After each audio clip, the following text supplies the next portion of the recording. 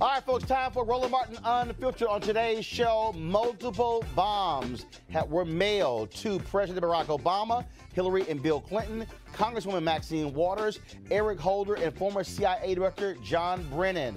Trump and the GOP leadership condemning the bombs, but many people are saying, wait a minute, they were raising the rhetoric. We'll talk about it with our panel as well. Also, I was on Megyn Kelly's Today Show on NBC talking about her comments on yesterday with regards to blackface. Now, some people said, why are you doing that? I'll explain, plus we'll show you how it went. Also, victory for democracy in Georgia as a federal judge orders election officials to notify voters rejected by the state's restrictive exact match program and give them a chance to vote. Also in Georgia, some people voted for Stacey Abrams, and the voting machine records her opponent, Brian Kemp. We'll tell you exactly what happened. Also, last night there was a debate between Abrams and Kemp. We'll show you some of what took place in that particular debate as well. Also, folks, on today's show, Niecy Nash has some practical advice for all these white folks who keep calling 911 on black folks. Y'all are going to get a kick out of this one, folks. It is time to bring the funk on Roland Martin Unfiltered. Let's go. He's got it. Whatever the biz, he's on it. Whatever it is, he's got the scoop, the fact, the find. And when it breaks, he's right on time and it's rolling. Best believe he's knowing. Putting it down from sports to news to politics. With entertainment just for kicks, he's rolling. It's on go, y'all. It's Roland Martin, yeah. Rolling with Roland now. He's funky, he's fresh, he's real, the best, you know he's Roland Martin now.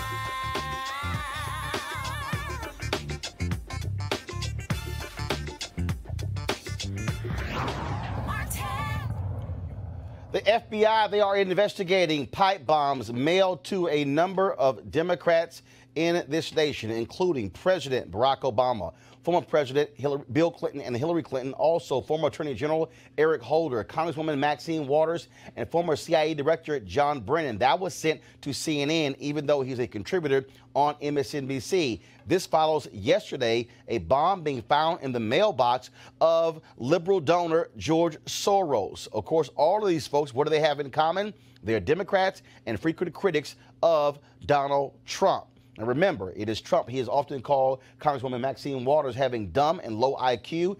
He has led the chance of lock her up of Hillary Clinton, and Republicans and Trump have gone after George Soros, blaming him for anything that happens on the left. Now, again, remember, John Brennan has been a serious critic of Donald Trump. But here's what we know and don't know. There is no known motive as to who is behind these pipe bombs. Folks on the right are already yelling and screaming, saying Democrats literally are doing this to ramp up their side to vote. Liberals are saying it's all about Donald Trump's rhetoric. Let me say this to the left and the right. Shut the hell up. You don't know who is behind any of these bombs. It is stupid.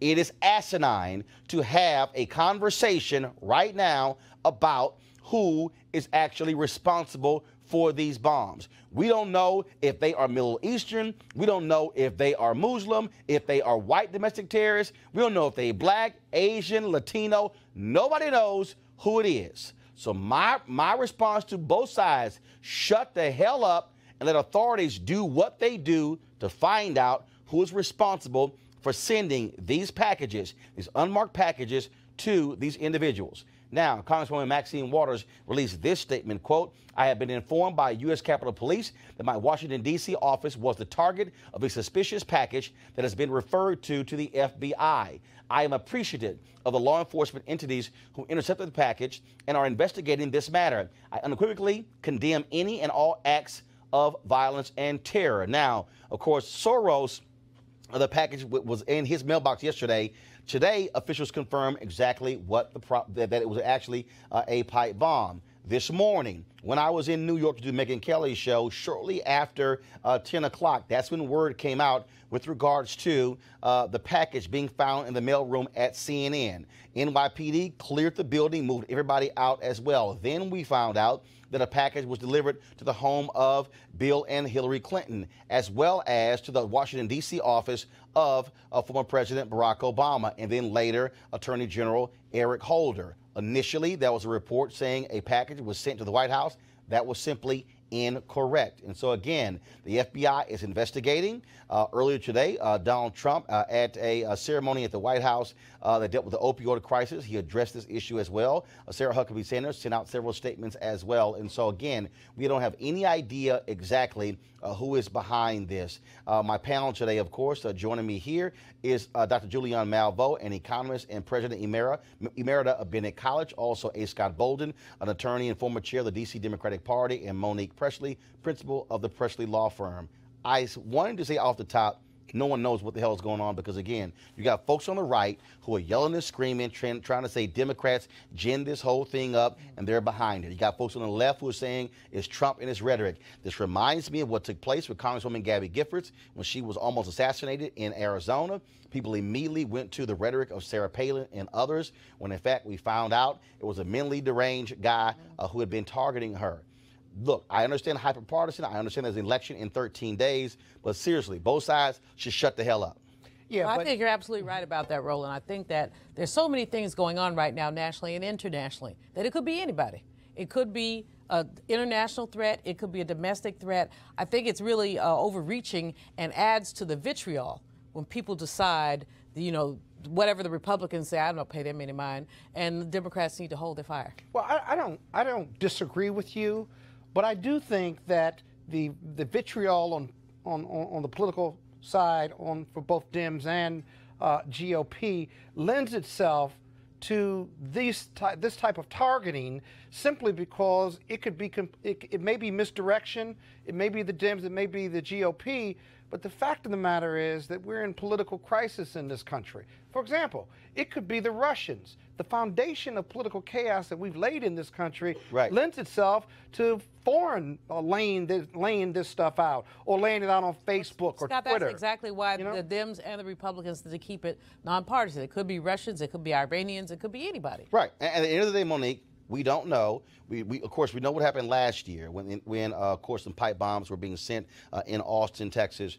It was several days before the FBI was able to track that individual down who actually blew himself up when they found him. I mean, look, you can criticize the FBI all you want to, but they're damn good at their job. Let them do their job before folks start speculating and laying motive when no one has any information whatsoever. Postal Service, but too. There's really good. Go ahead. There are obvious causal connections, though.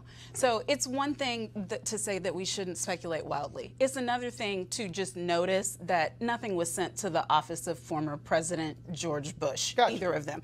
It's obvious nothing was sent to Mitch McConnell's office. It's kind of obvious, you know, that Clinton's, Obama's, and Maxine Waters and Eric Holder are people who are key targets of this president. So whether it's someone who is a supporter of Trump who is deranged, or whether it's the Russians who were using it, the causal connector that is obvious is that they identified the people who he targets the most. And that's not something that we can even debate. That's just clear on its face. And I think, look, I think we could also, again, I think you could also have an analysis as it relates to, well, first of all, the CNN package was marked for John Brennan, even though he doesn't work at CNN. He's a contributor for MSNBC and NBC. And what was the return address? Huh? What was the return address? The return address for Eric Holder was Debbie Wasserman. Debbie Wasserman. They all had Debbie Wasserman. Right. So there was misdirection. Right. So you have that. But the other thing that you also, I think, have here is like, look, when Donald Trump comes out and says we need to unify, first of all, you of all people, okay, now I can criticize that. okay, because it's ridiculous to have him come out and say that when he has been the leading voice in his rallies. In fact, he has a rally tonight. The question is, what is he going to say tonight? What language will he use? Will he be so over the top? Last night, when he was in Texas, he said Beto O'Rourke, he should be in a jail cell. And so I would hope, out of all the people who are commenting on this, that he listened to himself. And for anything else, because again, when you're the president of the United States, how you behave also gives other people the right. Look, the story of the guy from Southwest Airlines who got arrested for groping a woman, and when he got arrested, he said, "Why are you arresting me? The president said we can grab a woman by her vagina." Yeah, see. Did he actually say that? Yes. Yeah, but Yes. you see, I missed that Yes. story. That was his. Yeah, that was his response. That was his. That was his police. response to why he did it. And see, words matter, Yes. and you can't. And actions you matter. You can't say that I have no responsibility for the manifestations of people who act on these words. Everyone doesn't intellectualize Donald Trump and have these very intelligent debates and take the president, whether it's for its worth or to say that he's obnoxious. On the other hand, you've got to be responsible for how others are processing your words, because Yes. there may be a handful who will take your words to heart and want to prove to themselves and to Donald Trump that they're serious about attacking these Democrats. Well, you know, there has been a decrease in civility since this man has been elected to public office. We have seen it. Led by him. Yes, that's what I'm saying. He's But uncivil. we have seen this decrease in civility in our schools with little children chanting "Build a Wall" Yes. at their Latino classmates. Right. with, Actually, that happened the day after the election. yes. Yeah. So he has empowered an incivility. And so, although, I mean, I do agree with Roland that we can't talk about the bombs, we do need to talk about the way that he has talked about body slamming journalists, giving kudos to that guy who did it, the way that he talks about Latino people, the way that he talks about us, even the way that he talked about Omarosa. No Omarosa fan here, but you do not call a black woman a dog.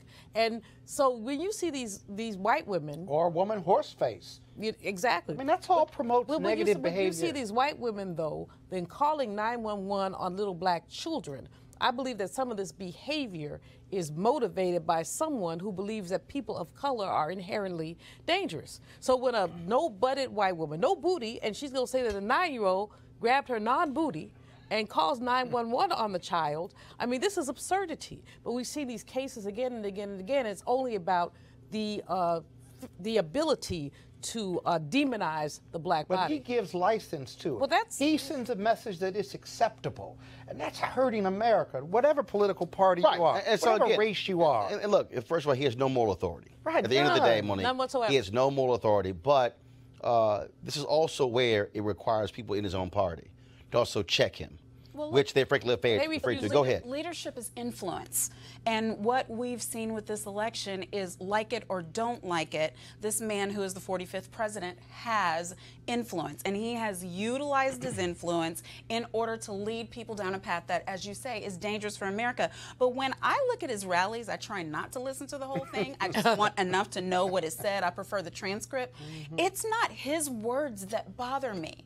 It is all of the people behind him and in front of reaction. him Right. cheering Yeah. It's about cult-like. Yeah. those It is words. cult-like. That is what is dangerous. but what if they've you done- have one crazy man who's screaming to the rafters, lock her up, if you have one crazy man screaming, lock her up, and he gets 10,000 Thousands, yes. other people to do it, knowing full well somebody out there is deranged enough to take the things Well, that he's saying or could be. seriously. Final comment on this topic before I got to move on. Go ahead. You know, when you've seen his rallies, you've seen him attack people. So he's given people permission to attack people. When the people at the rally during the election, he said I'll get you out of jail if you jack them up. That is incendiary. Right. That's incendiary behavior, which is unacceptable for a president of the United States. Talk about behavior, folks. Last night we talked about Megyn Kelly, her comments yesterday on her Today Show dealing with the issue of blackface. I said while we were live on the air, I got a phone call from one of her producers to actually come on the show. And so we were back and forth last night and actually barely made the flight to get there. And so today on her show, we had a second part of that conversation. And of course, as Megyn Kelly, I also invited Amy Holmes, who has a show on PBS, who is a black female conservative, to discuss this. It was an interesting conversation. And there were a lot of people who were texting me who were saying, don't do it, don't go. This is a PR stunt, don't save her. But I thought about what Maya Angelou said to me a month before she died. And we had a conversation in the National when they had a birthday party for her at the African Museum, the Smithsonian African Museum. And what's interesting is we were talking, she said something about being a teacher, and I said, well, my brother and my sisters are teachers. She says, no, you're a teacher. She says, you use the medium to teach and educate people. And so that's why I went. And so we're going to show you the whole segment. Then we'll discuss it with our panel as well. So this is the conversation we had this morning on the 9 a.m. hour of Megyn Kelly today on NBC.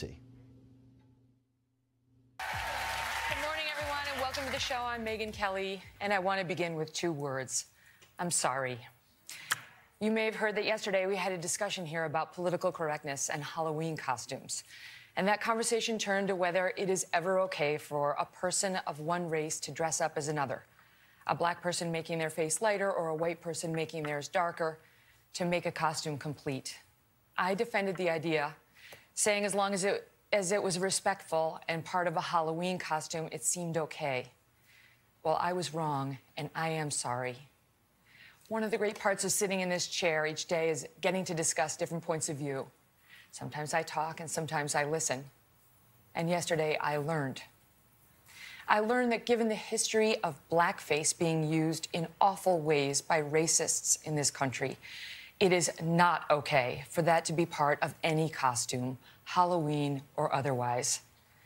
I have never been a PC kind of person, but I do understand the value in being sensitive to our history, particularly on race and ethnicity. This past year has been so painful for many people of color. The country feels so divided, and I have no wish to add to that pain and offense. I believe this is a time for more understanding, more love, more sensitivity, and honor, and I want to be part of that. Thank you for listening and for helping me listen too. Roland, I did listen yesterday, and what was very clear in what I read and what I heard is that the history here, when it comes to that term and this issue, is deeply disturbing.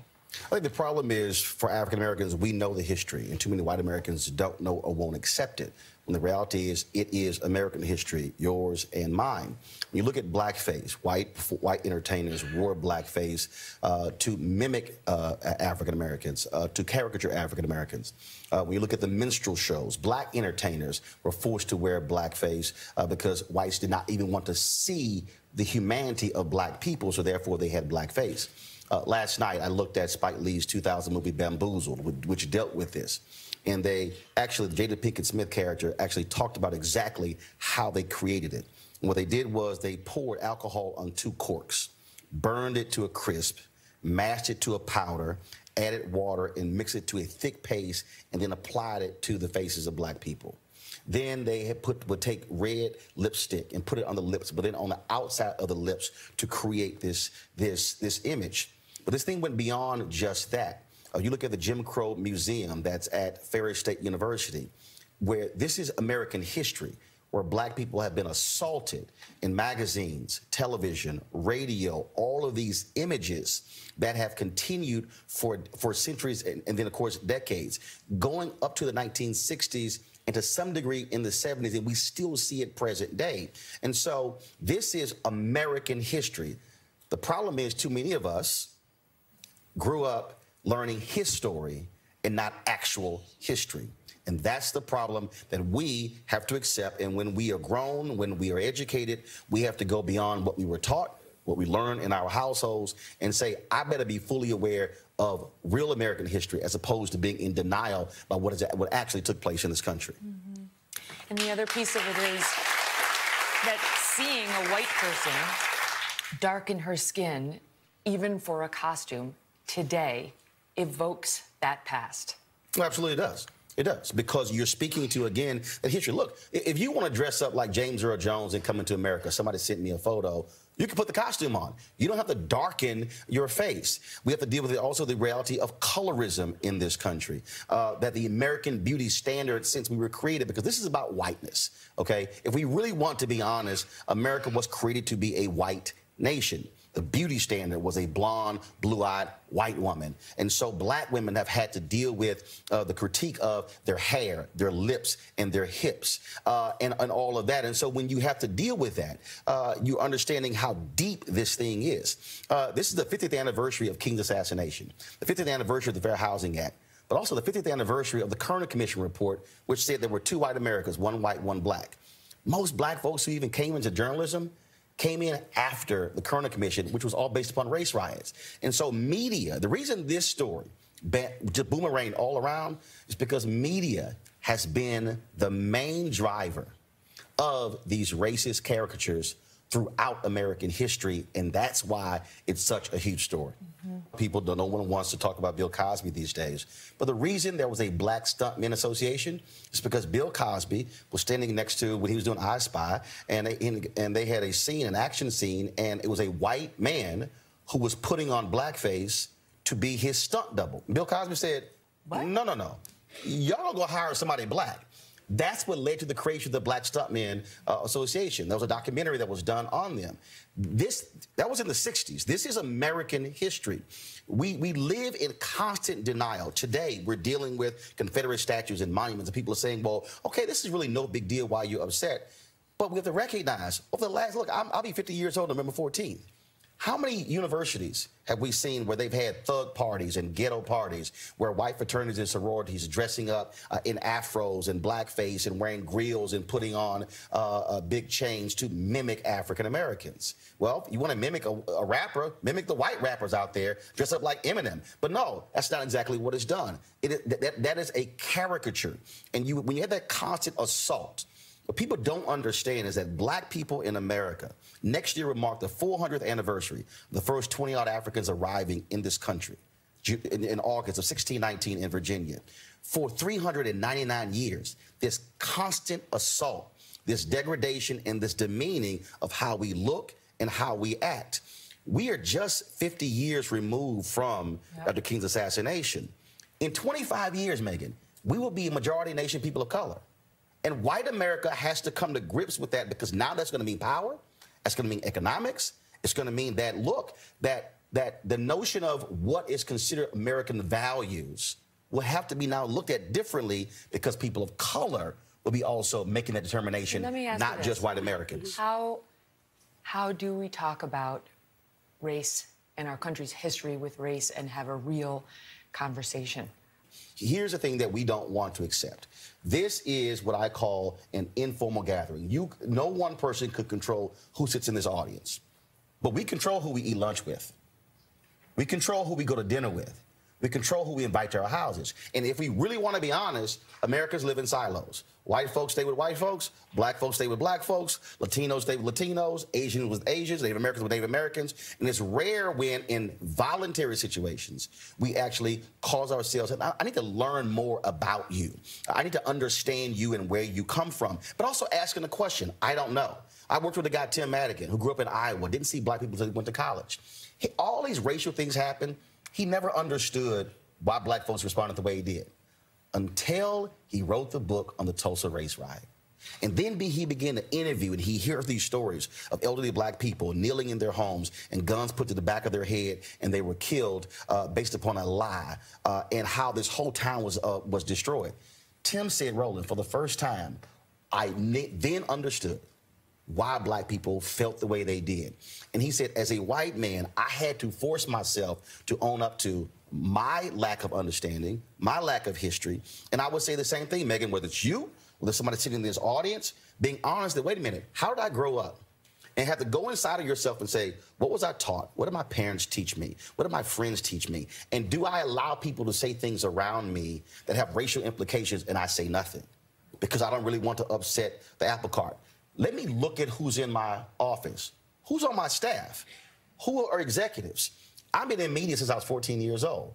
One of the fundamental problems we have, that white men still run media across the board.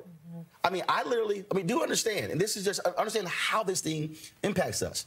When I sat with Ken Jouts, executive vice president at CNN, I did a pilot. He literally, I used the word brother. I was interviewing the guy who later became the first black president. And I talked about health care, and I said, man, that really hurt a brother having to file for bankruptcy because of health insurance. He said to me, hey, you know, be careful using the word brother because we don't want to alienate white viewers and being too ethnic. And I'm going, but that's my story, and I was talking to a black man. But Glenn Beck could use the word brother, and it's perfectly fine. And the fact that he would say that to me in that context is, wait a minute, hold up. Why can't I just be me? Why is it that, okay, you're too black, Roland? Well, how am I too black? Because I am black.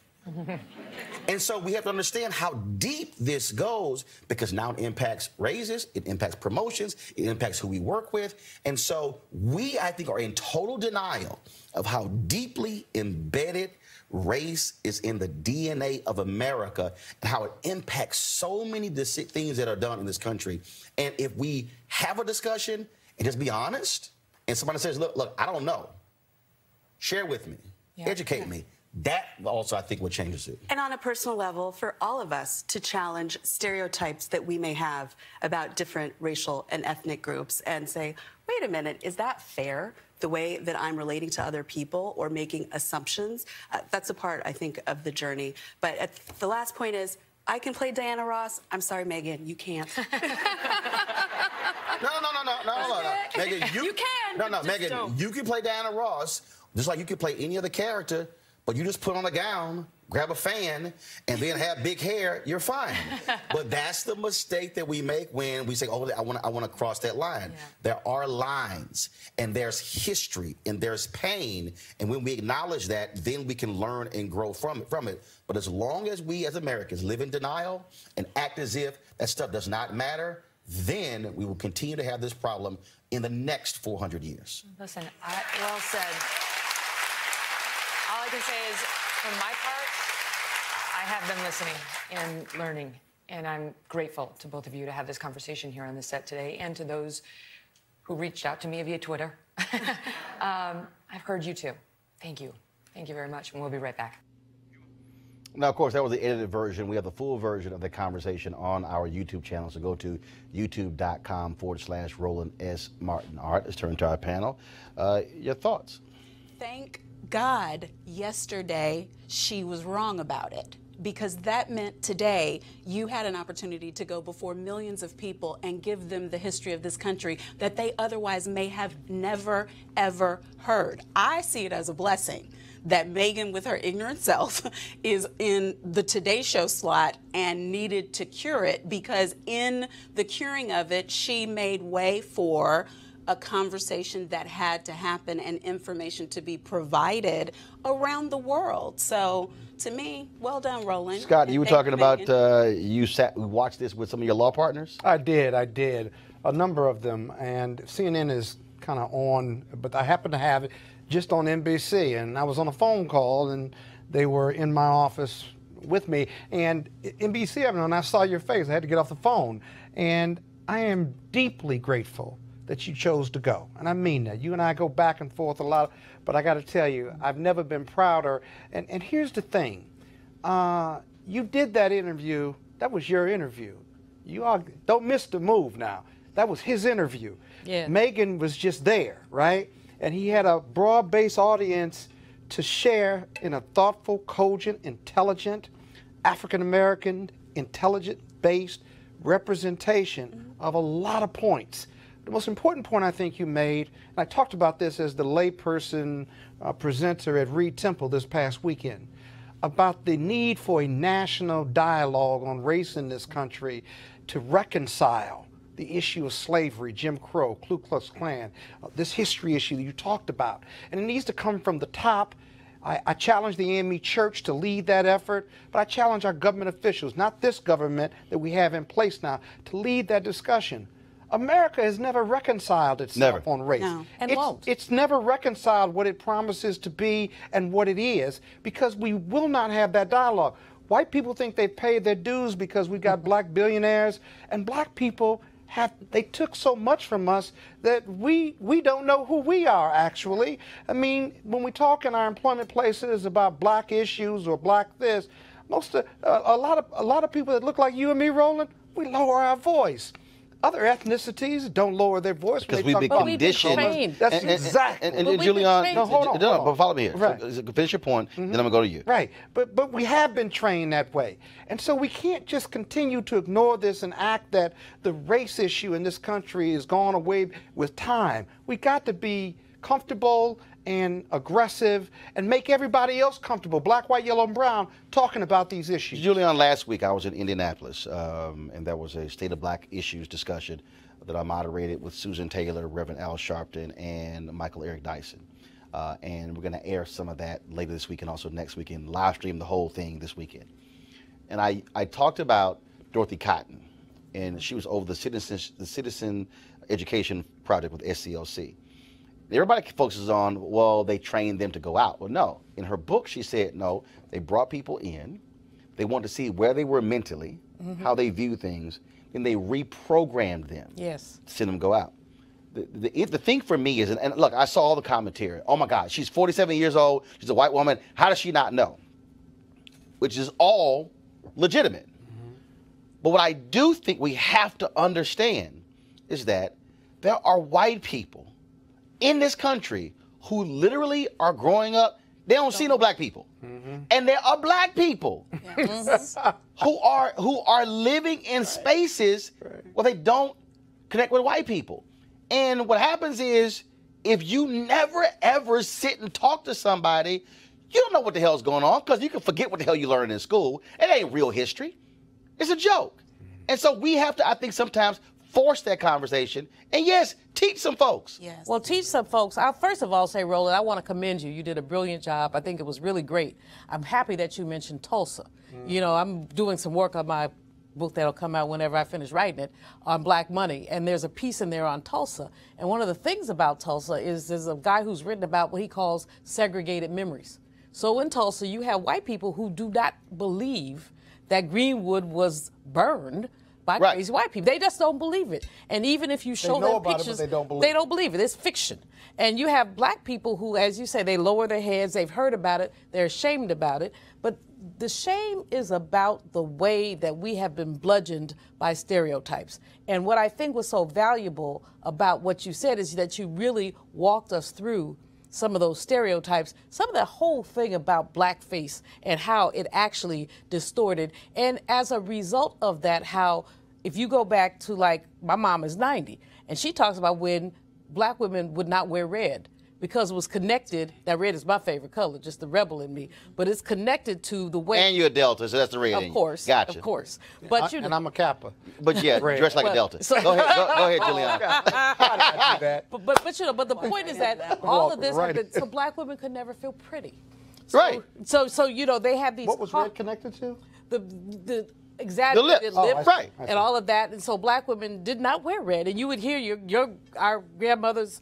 Mothers say, you know, only certain kind of women wear red or purple. There were colors that we just weren't supposed to wear. Breaking the stereotypes down is important. But but both of y'all, because both of y'all make this point about conversation. You know, I'm the old head at the table.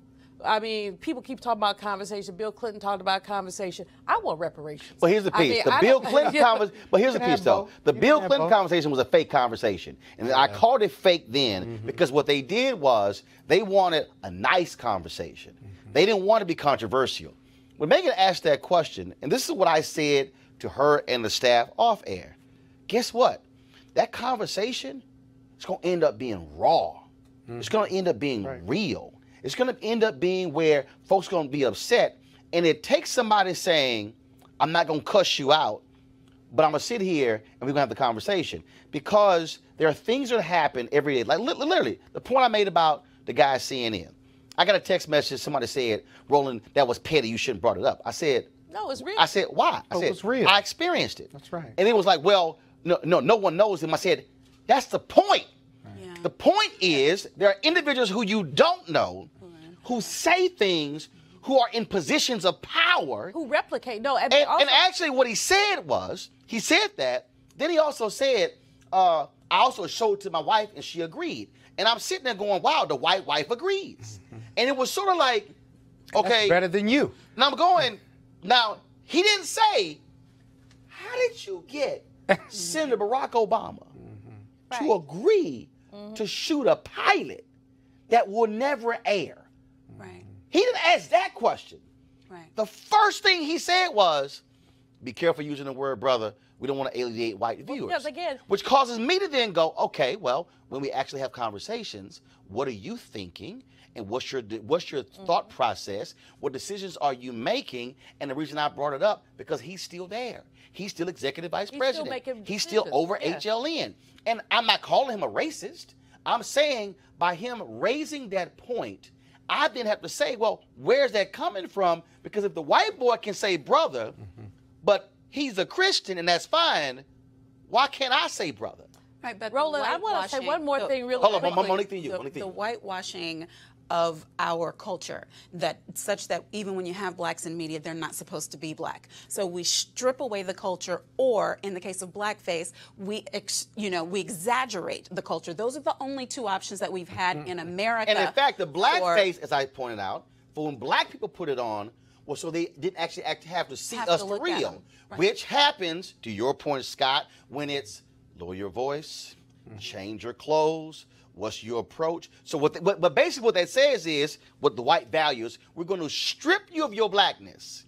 And we need you to walk like us, talk like us, act like us, go to the right schools, do the right thing, strip all of what makes us us.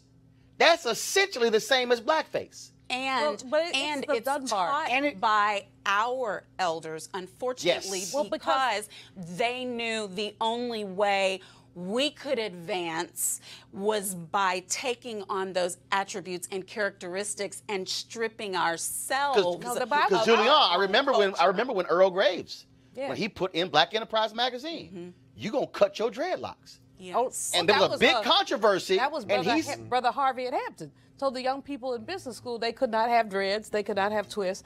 But a couple things. First of all, I was happy that you were with Megyn Kelly, but I'm not giving Missy a pass. You were there. Oh, absolutely. Perhaps she got it. I don't think she got it. I think she's a fake Jake human being who has used the term political correctness more than once, and even in that interview. The words PC should, if she was sorry, then she should have just been sorry. And she is sorry, like one of the sorriest pieces of journalism that I've seen in a while, seriously. I mean, that using PC is justification. Just leave that alone. Number two, to the mask, and I think it's really important, your point about how we have had to basically juggle the place between assimilating, accommodating, and being our black selves. I had a producer tell me once back in the day, Roland, when I was doing a lot of TV, did my hair grow? He said, you're very pretty, but you'd be much more attractive if you had longer hair. Does your hair grow? I said, hair growth is a human function. Everybody hair grow, and I cut mine like every 4 weeks. So, I mean, but to say that is like to dehumanize. Right, but it's also, again, it's standards. And see, the reason I keep going back to the images part, because that museum I talked about, the Jim Crow Museum, it was Dr. Skip Gates who had that in his documentary, African Americans, I think Many Rivers to Cross, I think that was the name of it. And in that particular doc, so that was the first I heard of it. And what was amazing about the African Americans, Many Rivers to Cross. It's on, if you actually, where is it? So it's in Big Rapids, Michigan. Okay. So it's at Ferris State University. All of you folks who are watching, if you just Google Skip Gates and Jim Crow Museum, the clip will come up. And at this museum, they have just tons of artifacts, literally magazine ads. They have billboards. They have all of the little trinkets. And you see the protruding lips, the bugged out eyes, the pickaninny hair. You see all of that. So they lay out in this whole museum the continuum. And the director in his interview says to Gates that there's no other group in the history of America that has had the sustained assault on their looks, on their hair, on their psyche than black people. No other group. No other group. And so you take that from the 1800s and then the 1900s, and then you go through radio, and then you have Amos and Andy.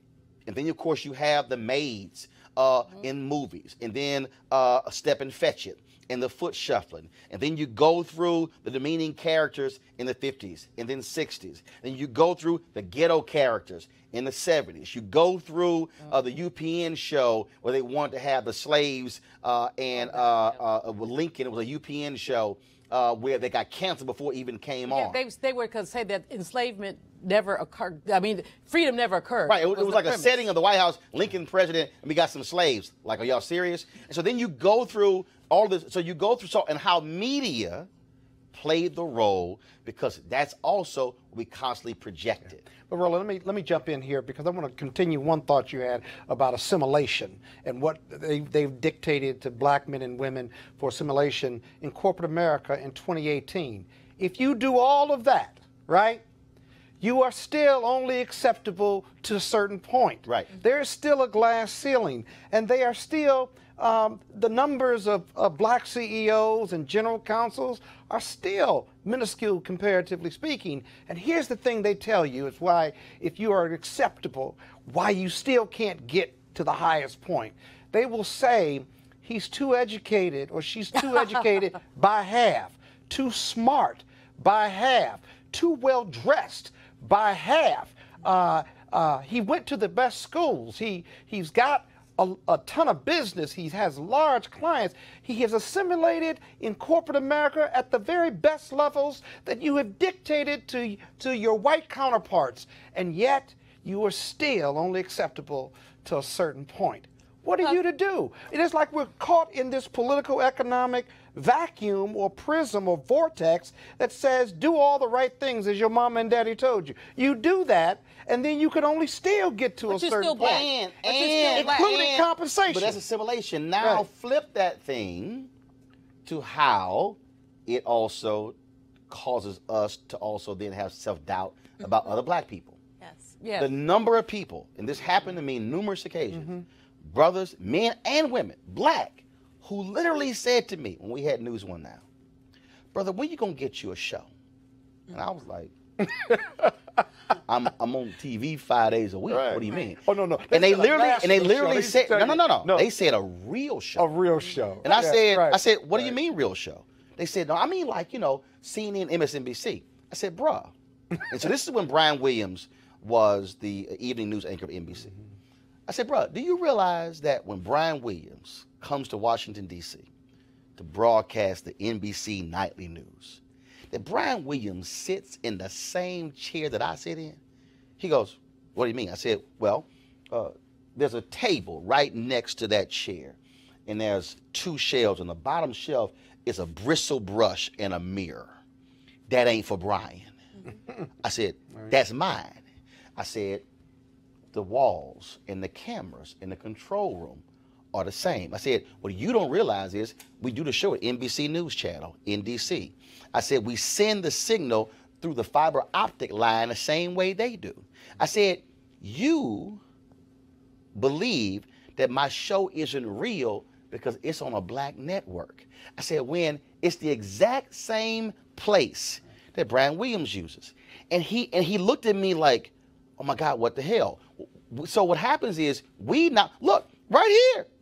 I had a brother, people today, somebody said, well, you can't get a real show. And I said, really? Because you got a digital show. Well, and I said, real? wait a minute. I said, did you see the news today that NBC is launching, they launched today a new streaming channel? I said, did you see the news that CBS has CBSN, which is a digital channel? I said, did you see that Fox News next year is launching a digital channel? I said, so explain to me how it's bad that I have a digital show Before. but they all are launching digital shows. So before they had theirs. Again, how we think. So we're taking on. So we're degrading ourselves and saying that ain't good. Well, Roland, it's just it's like what happens. What happens in HBCU land, as you have our people. We have brilliant, wonderful, phenomenal colleges in HBCU land, and we have black people who say things like, You know, I wouldn't send my child to an HBCU. Your child, but some of your children need to be at HBCUs. Right. And HBCUs will provide the same level of education. If you look at a Howard, you look at a Morehouse, a Spelman, a Bennett, you know, the same level of education. And don't end me. You want to say in that chair? But the same levels of education that many other comparable schools do. So we really have been brainwashed. We have literally been taught that we are less than, and we have basically inculcated that. And there's no comprehensive way. I like what you said about the AME Church, but no comprehensive way for us to unpack that Right. to begin to talk about what's happened to us as a people. Yes, speaking of HBCUs, it's Howard Homecoming Week, so I'm going to need to see a sweatshirt. My point. You want to? I wear HBCU gear on Monday. Okay, well, this ain't Monday. You still have time. You still have time. In the state, I had it on Monday. Go ahead. HU. You know. So my point is, you made to me the most critical point about the fact that in a very short time, the minority will be the majority. And all of these things are going to have to be figured out. I was at a conference over the weekend, and one of the things Bishop Jake said is the reason why we don't have relationship is because we don't visit somebody different than us. So if we take the time to visit Asian Americans, Caucasians, everybody, if we don't silo, if we do not get out of our silos, then we will be the same as the white people have been to us. Here's why I made that. But Julian, here's why I made that point. So I graduated from Texas A&M. A black woman with a black journalist conference. She comes up to me and she says, "Roland," I said, "I got to talk to you." I said, "Okay." She said, "I go to Texas A&M." She said, "You know, and I hear you talk about the university and how much, you know, you enjoyed your 4 years there." I'm like, "Yeah." She said, "But, you know, my problem is just that, you know, how we be received by the white students." I said, "Okay." I said, "What do you mean?" She said, "So for instance, you know, we've gone to Sabisa, which is our a major cafeteria." She said, "You know, the white students won't sit with us to eat." I said, "Okay." I said, "You ever sit with them?" She goes, "What do you mean?" I said, "What I mean is, do you ever take your tray and literally walk over?" I said, "Do you ever take your tray and walk over and then sit down and say, 'How y'all doing? Anybody sitting here?'" She goes, "Why would I do that?" I said, "So help me out. You're asking white students to do what you won't do." I said, "Has it ever dawned on you that there's some white kids who go to A&M who have come from towns they ain't never seen black people?" I said, "And there's some black students who have come from communities in Houston and Dallas who ain't never seen there were white people." I said, "What is the harm of you sitting down and just talking to somebody?" She literally said, "That never crossed my mind." I said, "You can't ask of somebody else what you're unwilling to do." That's right. And so it's not kumbaya. It's just the reality that why can't I if I got someone who's Asian or Latino who's a woman, I have at some point I've got to get the hell out of just my spot and actually talk to somebody. I don't fully disagree with you, but the kumbaya, let's have a conversation thing is played when you think about economic structure. See, I always come back to economic issues. Got it. When Monique talked about, well, if you don't go visit Asians or whatever, we're going to be the same. We're going to be the same unless we figure out how to deconstruct a capitalism that puts people at the periphery. It has nothing to do whether we have conversations or not. But hold on. We need to have but by having the conversations conversation, we need to have economic conversations. We need to be in rooms and chambers of commerce and boards so that we can learn what that thought process is. Hold on. No. And see, I'm gonna give you the answer to that. You have some African Americans, Robert Smith, the brother who's a billionaire, who's been working with Reverend Al Sharpton on pension funds. Okay. And what they said is, they said, wait a minute, you got all these white boys who got hedge funds, and the public pension funds, teachers, firefighters, police officers, they are the biggest pension funds that drive money to hedge funds. Black hedge fund managers not getting the money. So what happened? Sharpton and Smith and others, they go sit down with Randy Weingarten, AFT, and NEA, and they say, now look, y'all got all these black teachers who are funding your unions. Y'all money are going to white hedge fund managers. They laid it out. Weingarten says, and her team goes, you know what, you're right. CalPERS, the California pension fund, $500 million. going to the black hedge fund. Black folks sat down with white folks. Yes. Explained to them, this is what's happening. How do we leverage? Y'all are using black funds. And they went, damn, that's a good point. You right. And so now they're saying, let's go to the other pension funds. So to your point, if we don't tell somebody that and show them and then say, now what y'all gonna do? Right. Well, that's very different than this go to somebody's house, have a conversation nonsense. Monique, No, with all due respect. No. I That's what you said. I'm quoting you. I said if you don't I'm visit. quoting What I you. meant by visit was conversation. I'm Spend quoting you. time. It's spend time. It's lightweight. Right. No, but here's the deal. But here's the deal, Julian. Conversation is not. If I got somebody Ignorance starts at white home. in the workplace, Ignorance starts at home. if I got somebody white in the workplace who don't understand what black men and black women are going through, and then if I'm able to enlighten them and educate them, then if they are in the room that I'm not in, if I've done my job, they then might become champions of it. They may not, but at least I've said, look, here's what's going on, and you may not have any idea about it, Scott, in a law firm. Yeah. We've seen that where white lawyers are like, I don't know what the hell you're talking about, and that's actually happening. Yeah. And you're going, yes. And we got to get comfortable with being uncomfortable with it. Yes. Now I got And not making them comfortable. Exactly. I got 35% diversity in the D.C. office of Reed Smith. I've been intentional, and our global managing partner and senior manager have been intentional about it. And we openly talk about race and gender, especially when it comes to pitching business. If we're going to pitch a piece of business to a large company and they've got great diversity or their leadership has diversity, whether it's women or people of color, why would we field an all-white male team to go see that company in 2018?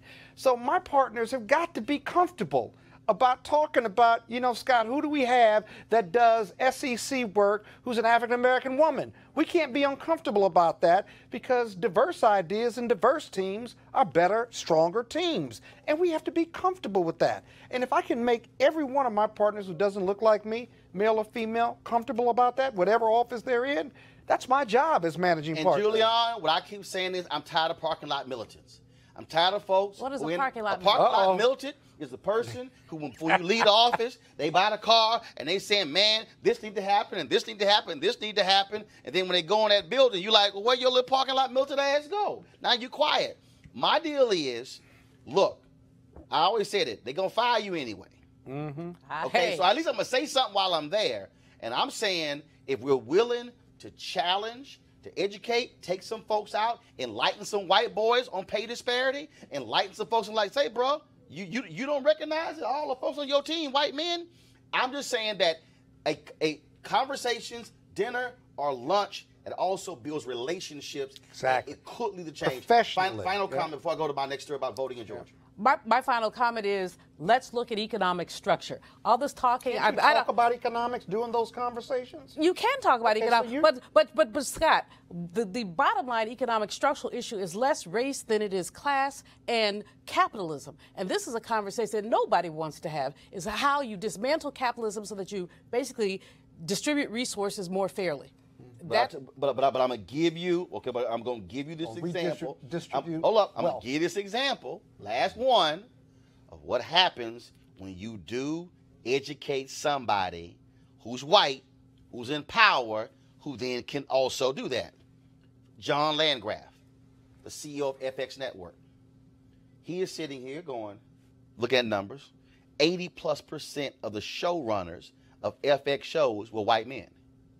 Oh, wow. John Landgraf sends an email, one email, to the entire network, and he says, I'm a white man, and I like white men. We talk, they friends of mine, but this ain't America. He said 50+% of America's women. He said the numbers who are Latino, who are African American, and this is changing. He says we have to change who is running the shows in our network. 6 months later, half of all shows on FX had people of color who were showrunners, or people of color or women. His deal was, I'm a leader.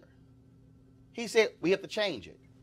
Now that's economics right there, because also who are showrunners, who are creators, And so Donald Glover's show, ATL, the other shows they have, that also changes the game economically. I still believe that, look, I don't assume a white person gets it. I don't assume a black person gets it. That's right. But what I will say is I'm at least had a conversation that if I can have an opportunity to enlighten you and empower you, you might get it or you might not. But at least I'm going to make the effort, and that can speak to economics. I don't believe in wasted conversations. I'm with you on the money part. But again, somebody's got to force it, and if it's going to be us, fine. But I'm not going to wait on somebody else to actually do it. Great conversation here, folks. Let's talk about what's happening in Georgia. A big defeat of voter suppression there when it comes to Georgia's exact match law. A federal district judge will issue an order tomorrow ordering Secretary of State's office to tell local election officials that they should not reject any absentee ballots due to an alleged signature mismatch. Instead, ballots should be marked provisional and would-be voters given pre-rejection notice and an opportunity to resolve the alleged signature discrepancy. That voters rejected using the aforementioned process should have the right to appeal, and that any absentee ballot applications where a signature mismatch is suspected should not be rejected either. Now, again, officials should instead provide a provisional absentee ballot to the absentee voter, along with information as to the process that will be followed in reviewing the provisional ballot. The injunction would apply to all absentee ballots and applications submitted in this current election, meaning it would apply to would-be mail-in voters that have already been rejected. Now, still issues in Georgia. The NAACP there has filed complaints with the State Board of Elections after it said it's heard from voters about problems with Georgia's touchscreen voting machines during early voting. According to the complaints, several voters attempted to select Stacey Abrams as their choice, but the machines instead chose Secretary of State Brian Kemp, who is, by the way, in charge of voting integrity in Georgia. Also, in other cases, voting machines show ballots being cast before the person actually voted. Now, the latest polls are all within the margin of error, so every vote will really be important. Now, like last night, the candidates for governor of Georgia debated in Georgia, Stacey Abrams, as well as Ted Metz, the third candidate, plus Brian Kemp. And so Metz asked Abrams if she thought Kemp deserved a promotion to be governor. Her answer: I would say that Mr. Kemp's record as Secretary of State, as a business owner, and as a legislator demonstrate that he does not deserve a promotion in the state of Georgia. This is someone who has to be held accountable to do his basic jobs. He's been sued by the military for refusing to allow soldiers overseas to cast ballots. He was sued by nonprofit organizations for his failure to process properly thousands of registrations, and a federal judge forced him to restore 34,000 illegally canceled registrations. He accidentally twice released the information of 6 million voters, made them liable for identity theft. And he owes $500,000 to a friend that he conveniently forgets that he owes. I think his record is one that causes great concern to me and to others. I'm running for governor because I have a proven track record of leadership. I have comprehensive plans for the future of Georgia, and I have a record I'm happy to stand on and stand beside. We have to have proven leadership in the state of Georgia that will hold itself accountable and will never have to be taken to court to do its job. Yes, Ms. Abrams, you sort of have similar management problems with your own checkbooks. You know, you're carrying a $50,000 IRS debt. You owe $13,000 in business liens for unpaid unemployment insurance contributions. And you carry this debt while making hundreds of thousands of dollars annually and even lending your campaign $50,000. If you can't manage your own finances and pay your own creditors, can you be trusted to manage the state budget? Given that he invoked me in his rebuttal, if I may respond. I very proudly take care of my parents, my niece, and my grandmother. I know that you can defer your taxes, but you cannot defer cancer treatment payments for your father. I owe taxes to the federal government, and I pay those taxes. I'm on a payment plan, I am current, and I have never walked away from my responsibilities. More than that, every time I have found out that there's a challenge, I've quickly responded. I've never had to be sued to do my job. And so I would say that my responsiveness is proof that I am not only a strong leader, but I have the right priorities. Georgia values that say put family first and take care of all of your obligations. I've never shirked my responsibilities, and I never will. All right, I want to go to my panel real quick because I want to show you some polling data from NBC. Henry, go to my iPad. This is from Carrie Dan of NBC News.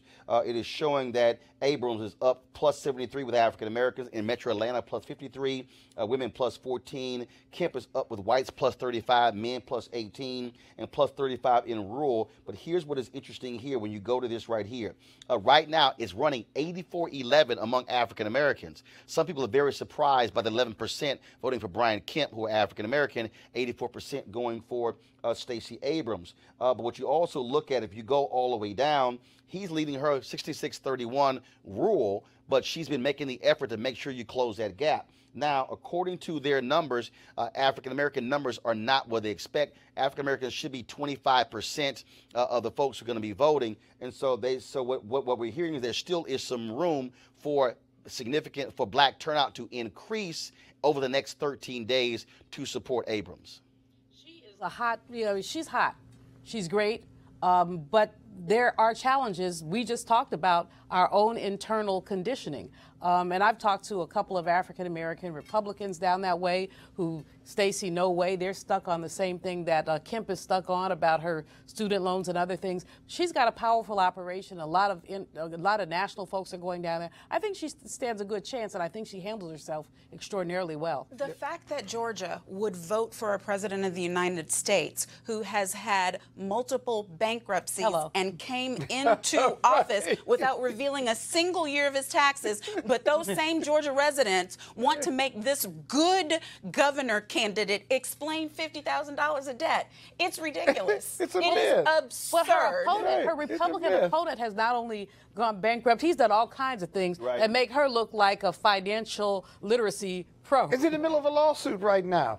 Here, listen, I think she's in good shape, but the bottom line is you still have to get people to the polls. You can register them, you got to get them to the polls. I keep hearing about this tremendous ground game, so two things win for her. One, a ground game that counts votes around the state and deliver those votes as they count them. And then secondly, the enforceability of this court order. Because we know federal court orders make sense, but that our Republican friends and those on the ground don't always follow them. We talk about the importance of young voters. In this particular poll here, it shows under 30, Abrams 55%, Kemp 42%. She's only up plus 13 there. Of course, those voters also matter. And so what we're seeing is initiatives all across the country to get young folks to get out and vote. My next guest, Angie Jean-Marie, is the director of #VoteTogether, who's actually trying to make this thing into a big old party. She joins us right now. So Angie, tell us about these parties that y'all have been organizing to begin to teach people, to organize people, and to get them to go out to the polls in these states. Thank you so much. Great to be with you, Roland. So Vote Together is a national nonprofit. It's a nonpartisan campaign that aims to increase voter participation in the upcoming elections by making voting fun and celebratory. We have thousands of events happening all across the country in partnership with local organizations, grassroots groups, getting out communities of color, young people, and other sort of disenfranchised voters. It's been really inspiring. We have a bunch of events happening this week, over 175 events. We're doing one event today in North Carolina with a band, a DJ, some food trucks, the sort of stuff that really gets people out and excited to celebrate their communities and celebrate voting. First of all, are you still getting volunteers? How are you also organizing people? And are there particular states you're focused on, or is it cities all across the country?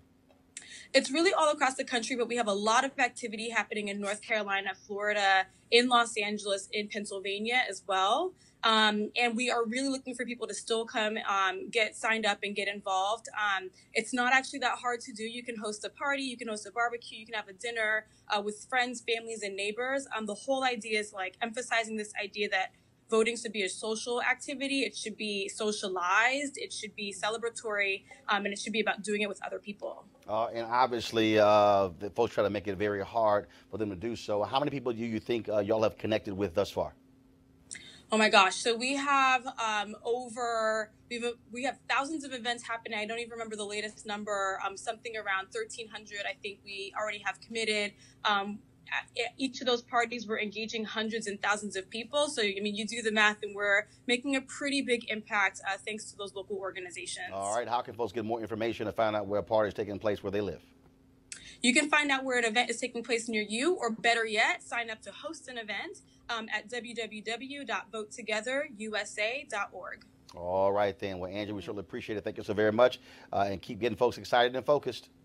Thank you. Thanks. Folks, it is not too late to register in several states. Here are the deadlines over the next 4 days. In Nebraska, the deadline is October 26th. Washington State, October 29th. Utah and Connecticut, your deadline is October 30th. And also on Election Day, in these states, you can actually register and vote. Colorado, Washington, D.C., Hawaii, Idaho, Illinois, Iowa, Maine, Minnesota, Montana, New Hampshire, Vermont, Wisconsin, and Wyoming as well. Plus, here are the states right now where early voting is taking place. Alaska, Arizona, Arkansas, California, Georgia, Hawaii, Idaho, Indiana, Iowa, Kansas, Louisiana, Massachusetts, Montana, Nebraska, Nevada, New Mexico, North Carolina, and Ohio as well. So, folks, please don't forget to do so. Let me first and foremost thank our panel for being here, Monique, Scott, and Julianne. Don't forget, folks, you can support Roland Martin Unfiltered by going to RolandMartinUnfiltered.com. No, guys, kill the music. I'm not going there yet. So we're going to end the show by playing you this amazing Get Out the Vote video. Don't forget, if you want to actually see the full interview today with Megyn Kelly, go to my YouTube channel, youtube.com/Roland S. Martin. Watch it there because, frankly, we don't get paid as much on Facebook. They basically pay us nothing. So we make more money on YouTube. So go to youtube.com/Roland S. Martin. And again, if you want. Yes, I did. Right there. I That's did. economics. Yes, very basic. It's economics. Very basic. Last month, through advertising on Facebook, we got $748. Last month, we got $13,000 through YouTube. Did you get my contribution? Damn it. Go to YouTube. All right. So to watch. So you want to see any clips from our show? Go to YouTube. All right, folks. And also, we want you to join our fan club. We're trying to get 20,000 people to become contributors to the fan club. I have not seen your contribution, Scott. I sent it last week. It was by check. Yeah, we're double checking. 20,000 people we're trying to get in the course of a year to donate just $50 each. You want to donate more? That's great. But a minimum of $50 to help us fund Roland Martin Unfiltered to deliver what we're providing to you. And so, again, I'm about to go, and I'll see you guys tomorrow. Holla!